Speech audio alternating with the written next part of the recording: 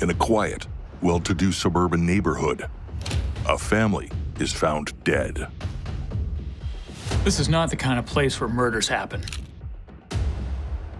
Neighbors have noticed lights burning day and night in the 3-story Victorian mansion for the past month, but there's no sign anyone is home.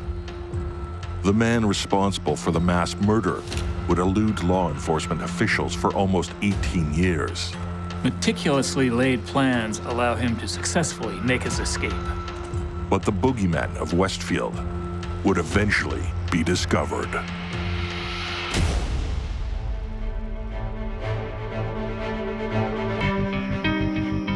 The unsolved ones, we have to stand up and approach these cases in a way outside the box. Let the world know, is those out there that did commit a murder, there are people that are coming after you. There's just a lot of good people trying to do the right thing. Because it's something that you have to be passionate about. Solve this, bring some peace to the family at least. I was just doing my job.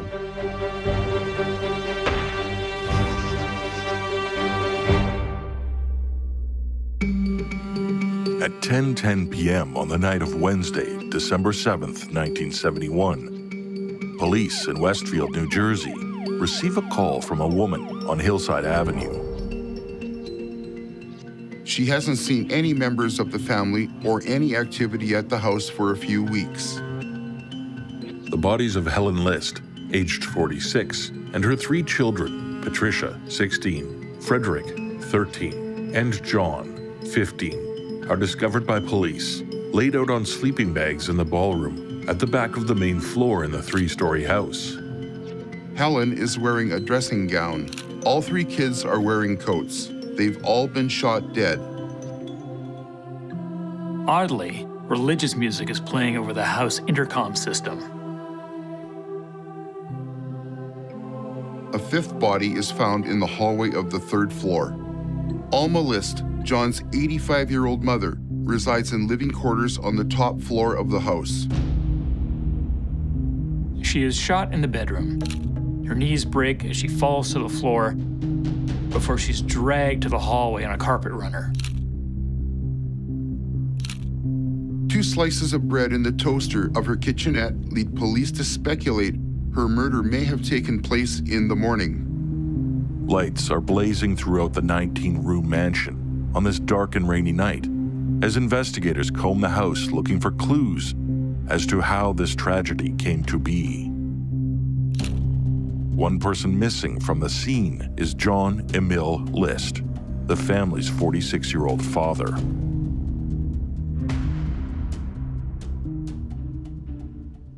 In a filing cabinet, police find 2 guns and a 5-page letter, handwritten on yellow-lined paper. It's addressed to the pastor of the Lutheran church the family belongs to. The letter to Reverend Rowinkle is confessional. It leaves no doubt to the fact that it's List's family laying on the floor in the ballroom. It's dated November 9th, 1 month ago.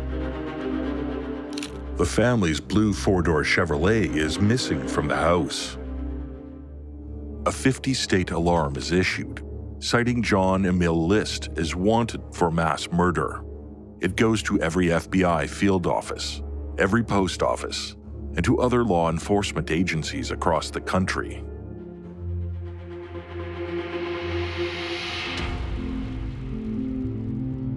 The investigation begins. Police interview relatives, friends, teachers, and neighbors. A portrait emerges of a family that has remained aloof from neighbors during the 5 years they have lived in the big white house with green shutters. John List was known to get irritable around small children and dogs. One neighbor recalls taking a pie to the house as a welcome gesture when the family moved in, only to be told by John, "We are not a friendly people, and we do not like to get involved with neighbors socially." John List. But a physician who lives next door to the Lists thinks the family seemed normal in a neighborhood where executives can move in and out without making friends. He recalls List playing baseball with the boys in the backyard and driving them to Little League games. To the neighbors, Helen List is the most mysterious member of the family. Someone who's rarely, if ever, seen outside. Someone who's been deemed an extreme recluse. The neighbor across the street tells police that she hadn't seen Helen since the family moved in 5 years earlier. While the List's neighbors may have varying views about the family, they would likely all agree on one thing: nobody really knew them very well. The List children are popular and active in youth groups. 16-year-old Patricia attends Westfield High School, where she's a keen participant in drama productions and has had starring roles in school plays. But Pat, as she's known to her friends, is frequently absent from school. They've heard it's because her mother wants her to cook at home. They'd hear stories about Helen, but never from Patricia herself, who would become silent when asked about her parents. Her brothers, Frederick and John, attend Roosevelt Junior High. It's across the street from Redeemer Lutheran Church, the church the family goes to. The church is the center of their social lives. John List taught Sunday school there.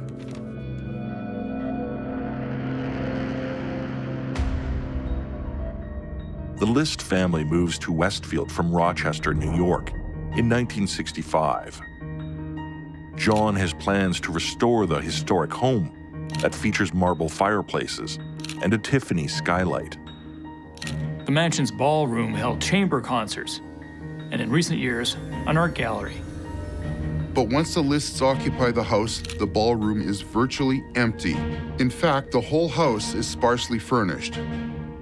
John List, an accountant by profession, was riding the crest of an economic wave when he purchased the $90,000 house in 1965. It's an affluent neighborhood, home to executives and professionals. At the time, he is the vice president of the First National Bank of New Jersey, on an equal footing professionally with other homeowners in the neighborhood. The First Federal Savings and Loan Association of Westfield gives him a substantial mortgage, feeling he can handle it. List moves up the executive ladder, taking a position a short time later with the American Photographic Corporation of New York City. He's making $23,500 a year. That's equivalent to $160,000 today. But things begin to take a downturn for him.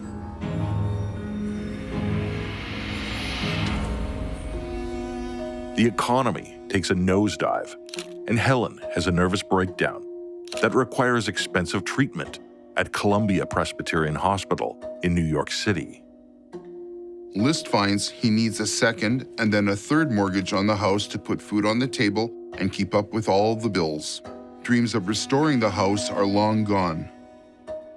List changes jobs again, going to work in January of 1971 for the State Mutual Life Insurance Company of America, but his salary is half of what he was making previously. His mother, Alma, has $200,000 in savings. He begins skimming money from her bank account to cover his 3 mortgages. $200,000 is a lot of money in 1971, close to $1.5 million today. Despite all that money, she may not have even known about the situation. Desperate to save face about their financial difficulties, List keeps the grim reality of their circumstances from everyone, including his family. The principles of self-reliance and the Protestant work ethic he learned growing up in a strict religious home forbid him from showing any signs of weakness or failure. You could argue his psychology was reflective of the time. Rigid gender roles in post-war America called for the man to be the protector and provider for the family. By November of 1971, List is an independent agent for the insurance company he had begun working for in January. As such, it would be up to him to go out and find clients. But he's been staying at the train station during the day, reading the papers, napping, letting his family think he's at work.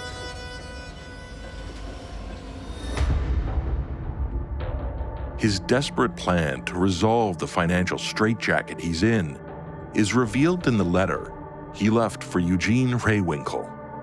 In it, List explains how he feels it would be better to send his family to heaven than to see them face the social disgrace of bankruptcy or having to go on welfare. The letter details other reasons that have contributed to his decision to murder his family. He believes they were slipping away from their Christian roots. He's worried about Patricia's growing interest in becoming an actress, a profession he considers immoral. And Helen has stopped going to church some time ago. His thinking is that by killing them now, he will send them to heaven and save them from making further mistakes and possibly going to hell. 5 days before he shoots them, ironically, he asks his family what they think should be done with their bodies after they die. This would indicate the murders were premeditated, that John List was planning them. He didn't just lose it the day he shot each member of his family.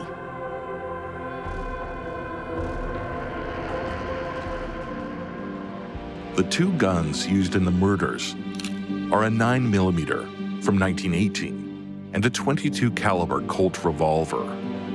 He bought new ammunition and went to a range to practice. Helen, Patricia, and Frederick are each shot once in the head. John, the eldest son, suffers 10 gunshot wounds to the head and chest, either as a result of struggling or trying to escape. On Friday, December 10th, 2 days after the discovery of the bodies in their dilapidated mansion, the family car is found 40 miles away in the parking lot of John F. Kennedy International Airport in Queens, New York. It had been ticketed on November 10th, 1 month earlier. Police now know when List fled, but figuring out where he has gone from one of America's busiest airports seems like an insurmountable task.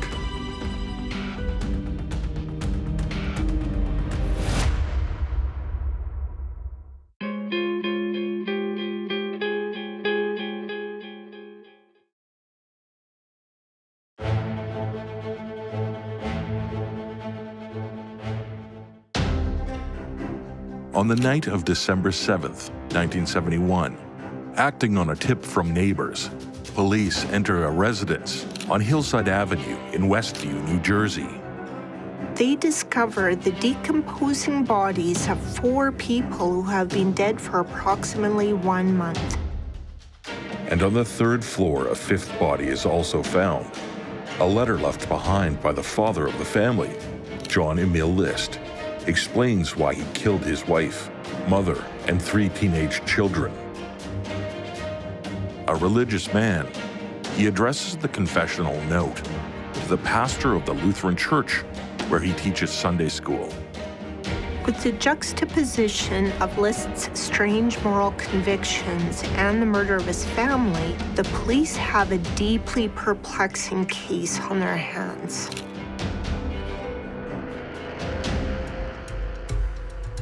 Two days later, on December 10th, John List's car is found in the parking lot at John F. Kennedy Airport in New York. It had been ticketed on November 10th, the day after the murders. This was in the days before airlines had computers to keep track of flights and reservations. Everything was done on paper. The prospect of finding John List's name amongst the thousands of people who would have been departing JFK that day seems like an impossibility.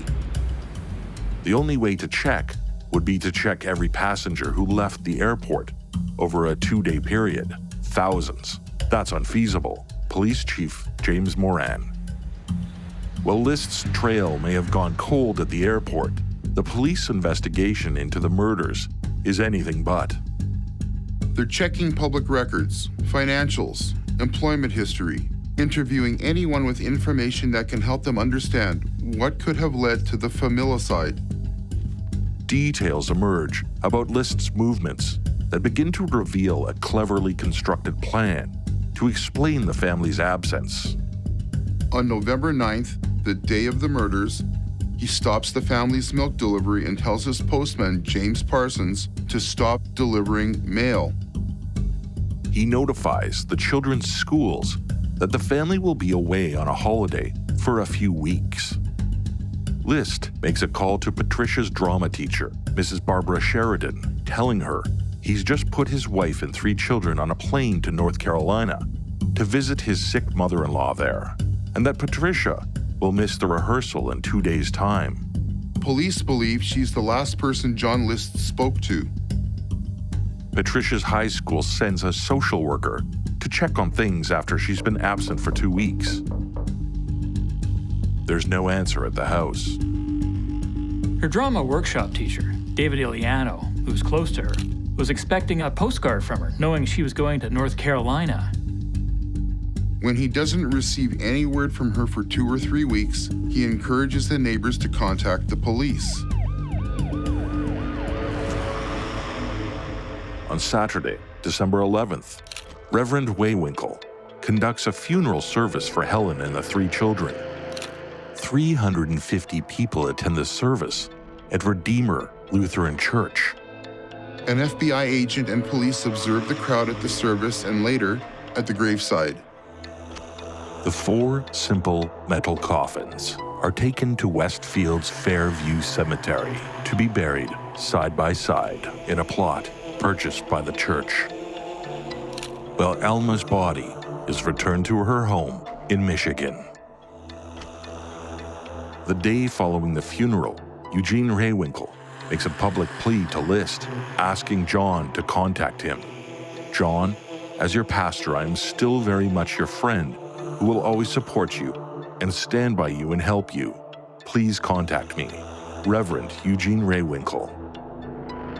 List has a stepdaughter living in Kalamazoo, Brenda DeYoung, Helen's stepdaughter from her first marriage. She also begs John to get in contact with her. Neither Raywinkle or Brenda hear from him. A week after the bodies are found, List is indicted on murder charges by a Union County grand jury. The house on Hillside Avenue quickly becomes an item of morbid fascination. People drive by and stop to look. Children sneak in, hunting for souvenirs. A police officer is stationed at the house to turn away curious onlookers. The property is roped off and a police barricade is erected along the 200-foot frontage.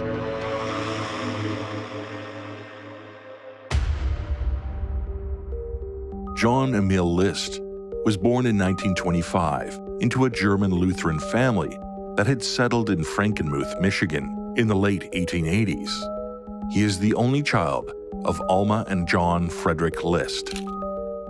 His mother is domineering and overprotective of her son. John is indoctrinated with the principles of his parents' faith from a young age. In 1943, just before he turns 18, he joins the Army for the duration of World War II and serves as a second lieutenant. Afterwards, he earns a bachelor's degree in business administration and a master's in accounting from the University of Michigan in Ann Arbor. List meets Helen Morris Taylor, a widow who has recently lost her husband in the war and who has a young daughter named Brenda. John is serving in the Korean War when he and Helen marry on December 1st, 1951. When the war ends, 2 years later, John goes to work as an executive accountant. He and Helen start a family. But the marriage isn't a happy one. Helen drinks and appears overwhelmed by the responsibility of caring for 3 young children. There's a secret behind Helen's increasingly erratic behavior. In 1947, she contracted syphilis from her first husband. She never tells John. Helen is hospitalized in Walter Reed Hospital for 6 months during 1947 and 1948. Doctors inject her with malaria, an accepted military treatment for syphilis. The idea was that malaria would kill the syphilis spirochete. It didn't. The malaria ran its course, but the syphilis spread throughout her body. Although it becomes dormant and Helen is no longer contagious, it can still damage her internal organs. Eventually, it would affect her brain. List has no idea of Helen's medical condition when he marries her in 1951, or her reason for insisting they marry in Baltimore.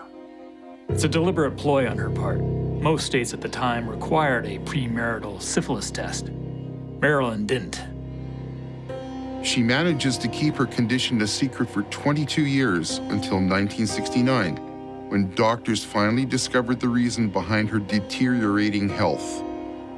By the time the family moves to Westfield in 1965, her syphilis is in the tertiary stage, and she's blind in her right eye. By the time syphilis reaches its third and final stage, which can take 10 to 30 years, it will be affecting multiple organs, including the brain. It can cause dementia, paralysis, and even death. It's little wonder that the neighbors never saw her or that she never attended church with John. But in fact, Helen had never shared John's devotion to the church. His mother, Alma, had always considered her an unfit wife for her son. There was no love between Helen and her mother-in-law. Alma's presence in the Westfield house would have done nothing to help family dynamics. By late 1971, failing financially and professionally, it has all just become too much for List. On Tuesday, the 9th of November, John List decides to send the whole family to heaven before things can get any worse.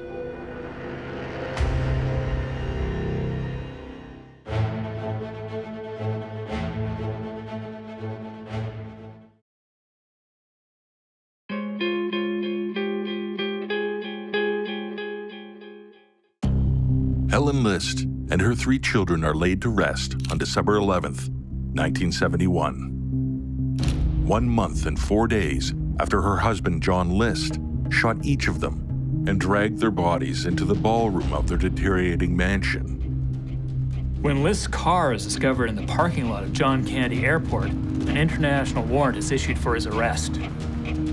A week after the bodies are discovered, List is indicted on murder charges by a Union County grand jury. For weeks, Westfield police pursue all the local leads until they've exhausted everyone. Despite the fact they know who committed the murders, the case will remain unsolved unless List is found.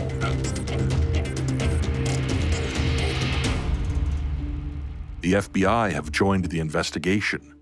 By the summer of 1972, hundreds of leads have been checked, but Westfield Police Chief James Moran describes them as just a lot of dead ends. People think they've seen him in just about every state, from New York to California. Authorities have checked the passenger rolls of all ships leaving New York around the time of List's disappearance. Union County Prosecutor Carl Ash notes that List has the money to travel for a long time. Police Chief James Moran strongly believes he's still alive. You don't plan an escape like that, then do yourself in. In spite of the time that has lapsed since the investigation began, Moran is convinced that List will eventually be captured. I believe that the way he's going to be caught is that somebody's going to see him and remember him. The passing of time doesn't make it any less probable. Assistant County Prosecutor Michael Mitzner is less optimistic. As time passes, the general public forgets what he looks like, and he has more time to cover his tracks.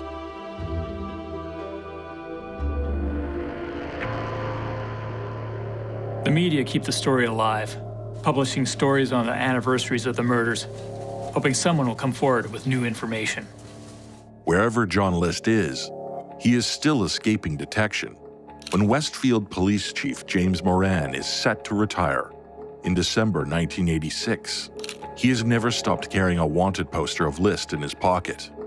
It's been 15 years now since the murders. Over the years, the FBI has had over 20 agents working on the case. There have been List sightings everywhere from the Midwest to East Germany. Ed Johnson, the 5th Union County prosecutor to work on the case, firmly believes List has a new identity. Johnson is focused on List's religious convictions, what he calls the warped sense of Christianity that allowed the one-time Sunday school teacher to commit the meticulously planned crime. Based on a letter List left behind, Johnson thinks List believed he was saving his children by killing them. In List's view, their extra years of life wouldn't have mattered. This is what allowed him to live with the crime. Ed Johnson, Union County prosecutor. The prosecutor's office sends out a circular to hundreds of Lutheran churches that show a sketch of List as he would look now at the age of 61. Fast forward to January 1989. It's nearly 18 years since the Westfield murders. Frank Maranka of the Union County Prosecutor's Homicide Unit contacts the producers of the TV show, America's Most Wanted. The hope is that if the show does an episode on the List murders, someone in the viewing audience might phone in a tip. There's just one problem. At the end of each episode, a photo of the wanted person is shown, but the most recent photo of List is several years old. What would he look like in 1989? The show's host, John Walsh, had encountered the science of forensic sculpting a few years earlier when he met forensic reconstruction artist Frank Bender. America's Most Wanted asks Bender to add 18 years to List's face. Bender gets to work, studying old family photos and gathering information about List's hereditary traits and past eating and drinking habits. He also learns that List has a surgical scar underneath his right ear. He researches what that scar would look like 18 years later. Bender likes to try to get inside the mind of his subjects. He teams up with forensic psychologist Richard Walter to get a better understanding of who or what John List is. Bender then fashions a bust from clay that shows List wearing a conservative suit and tie, the clothes people are most likely to see him in. He gives List a receding hairline, a mouth turned down at the corners, sagging jowls, and a scar beneath his right ear. Bender believes that eyeglasses are a key component to representing an aging John List.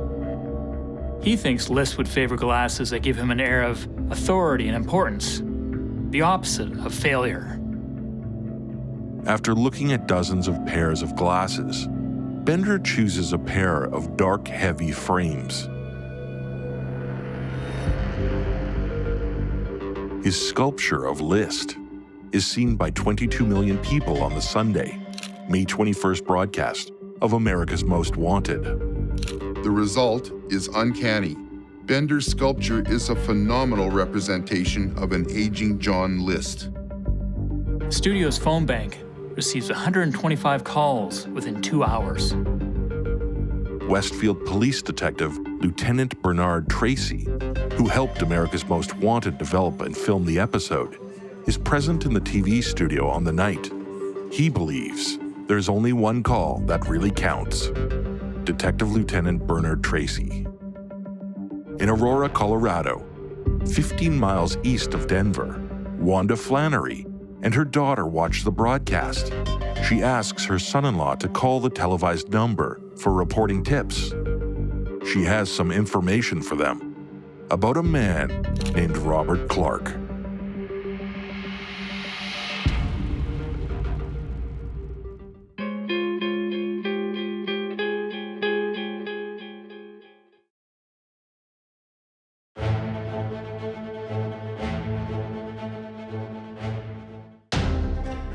On the 9th of November, 1971, John List methodically shot his family in cold blood in their Westfield, New Jersey home. His car was found at John F. Kennedy International Airport a month later. He has eluded authorities ever since. On the evening of Sunday, May 21st, 1989, 22 million television viewers watched the story of the List murders on America's Most Wanted. A bust created by forensic sculptor Frank Bender is featured on the program, showing John List as how he might look in his mid-60s. Wanda Flannery in Aurora, Colorado, recognizes the man who used to be her neighbor. He was an accountant and a churchgoer, and married to her friend Dolores. His name was Robert Clark.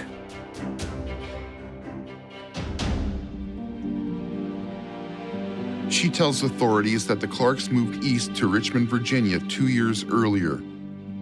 The America's Most Wanted broadcast isn't the first time that Wanda suspects that Robert Clark is a wanted man. An avid reader of supermarket tabloids, she'd pointed out a story about John List to Dolores 2 years earlier.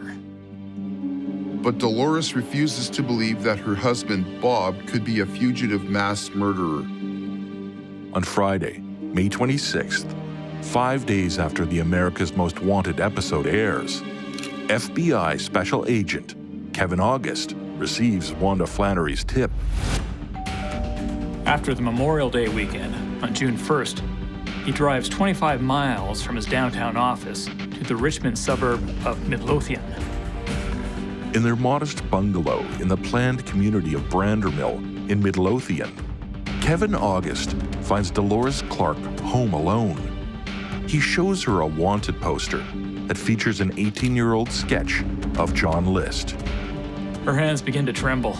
She goes to another room, comes back with her 1985 wedding photo. August is stunned.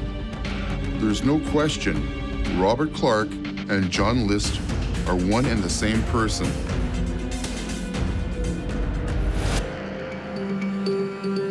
On November 10th, 1971, List walks away from the carnage in his 19-room mansion and drives to John F. Kennedy International Airport, where he leaves his car and takes a bus into New York City. He then travels overland to Denver, Colorado, surfacing there in 1973 as Robert Peter Clark. He gets a new social security number. He finds a job as a fry cook at a hotel and gets a job as an accountant at H&R Block. All the while, he remains active in the Lutheran Church, joining a congregation. In 1977, List, as Robert P. Clark, meets a widow named Dolores Miller at a church function. He marries her in 1985, and they remain in Colorado until February 1988, when they move to Richmond, Virginia. On June 1st, 1989, 9 days after the America's Most Wanted episode airs, FBI agents walk into the Richmond accounting firm where Robert Clark works. He refuses to acknowledge he is John List. Nevertheless, he goes quietly with the agents. Amazingly, the glasses he's wearing are virtually identical to the ones forensic sculptor Frank Bender chose for his bust of List. At the police station, fingerprinting confirms that Robert Clark and John List are the same person. And Clark has a scar below his right ear. Clark's prints match those on a gun permit application List had filled out a month before the murders. A month after his arrest, List is transported from Virginia back to New Jersey. Still refusing to identify himself as John List, he signs the extradition document as Robert Clark. List may have clung to his deceptive strategies for so long that by now he finds it impossible to let his guard down. Or he might hope he can deceive the police about his identity. On July 9th, 1989, John List is arraigned in a New Jersey courtroom for the murders of his mother, his wife, and his 3 children. He pleads not guilty. His bail is set at $5 million. His trial date is set for December 4th. He's incarcerated in Union County Jail in Elizabeth, New Jersey, a few towns east of Westfield, while he awaits the start of his trial. Sometime after his arrest, List is examined by psychiatrist Dr. Stephen Simring. Simring reported that List showed no evidence of anything that approached genuine remorse. He's a cold man, psychiatrist Dr. Stephen Simmering. At the pre-trial hearing, List's letter to Pastor Rehwinkel is released after the Superior Court judge allows it as evidence, denying a motion by the defense that the document is protected by the priest-penitent privilege. The whole story is about to become public.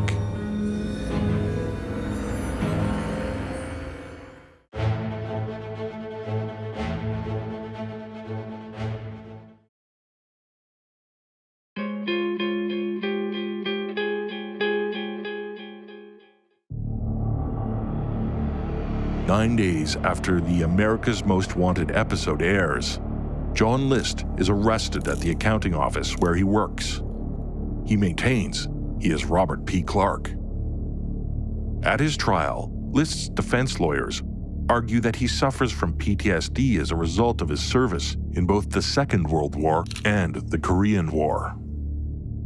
December 4th, 1989. Psychologists called by the defense suggest List was going through a midlife crisis. For his part, List claims he was innocent because of his mental state at the time. As the trial progresses, the details about the events of that fateful day in November 1971 and the order in which they took place become known. On the morning of Tuesday, November 9th, List takes the two handguns out to his car to load them, then comes back into the house. He shoots his wife in the head while she sits at the kitchen table drinking her morning coffee. He places her body on a sleeping bag and drags it into the ballroom. Then he cleans up the blood in the kitchen. He doesn't want the children to see it when they arrive home from school later in the day. He climbs the 2 flights of stairs to the top floor, shoots his mother Alma in the head, and drags her body on a carpet runner into the hallway. In his letter to Rehwinkel, he explains she was too heavy to move, presumably referring to why she wasn't placed with the others in the ballroom. Then he goes out to the post office to stop the family's mail. At the bank, he cashes in $2,100 worth of his mother's savings bonds. Returning home, he makes himself a sandwich. It's lunchtime. He's hungry.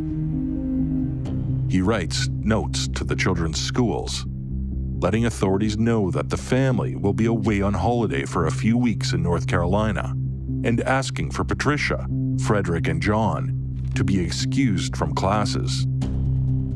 Patricia is the first to arrive home from school that day. He shoots her while she still has her coat on. Youngest son Frederick arrives home next and meets the same fate. Each of them is shot in the head, either with the 9mm pistol he had bought as a souvenir of World War II or the .22 caliber target pistol. But when eldest son John, his favorite and his namesake, arrives home, List has an unexpected fight on his hands. Whether John Jr. struggles with his father or makes an attempt to escape, List ends up firing 10 slugs into the boy's head and chest using both guns.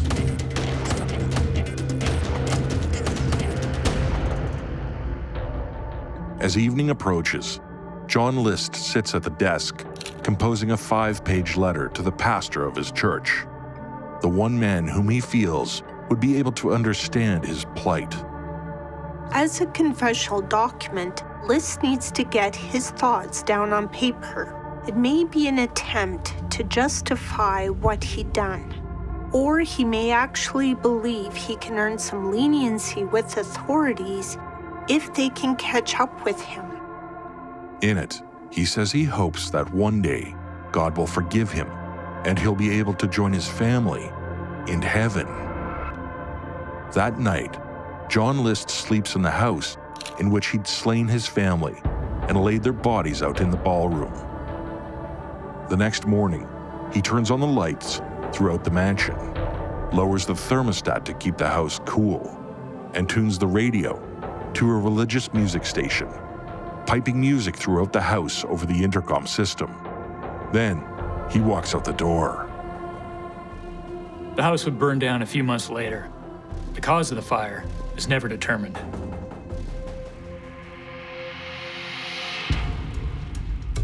At his sentencing hearing, List denies direct responsibility for his actions, telling the court, "I feel that because of my mental state at the time, I was unaccountable for what happened." The judge is not persuaded, saying John Emile List is without remorse and without honor. He hands down the maximum allowed penalty, 5 terms of life imprisonment to be served consecutively. In 2002, List gives newswoman Connie Chung a lengthy interview from New Jersey State Prison, where he is serving his time. He is 76 years old. This will be the first time he's spoken publicly about what he had done. Of the lead up to the tragedy, List tells her he felt like he was letting his family down. "I grew up with the idea that you should provide for your family, and to do that, you had to be a success in the job that you had, or you're a failure. And that was not a good thing to be." John List. About his logic at the time, he tells Chung, "It was my belief that if you kill yourself, you won't go to heaven. So eventually I got to the point where I felt I could kill them. Hopefully, they would go to heaven, and then maybe I would have a chance to later confess my sins to God and get forgiveness. It's just like D-Day. You go in, there's no stopping after you start." John List. 6 years after his interview with Connie Chung, List is taken ill in 2008 with severe pneumonia and transferred to St. Francis Medical Center in Trenton. He dies 4 days later, on March 21st. Complications cause a massive blood clot, blocking blood vessels of both lungs. 4 days later, no one has stepped forward to claim the body. Attempts to reach Dolores Clark are unsuccessful. John List managed to evade the authorities for 17 years, despite the exhaustive efforts of investigators nationwide. The case might have remained unsolved were it not for the artistry of a gifted forensic sculptor and a neighbor who felt compelled to make a phone call.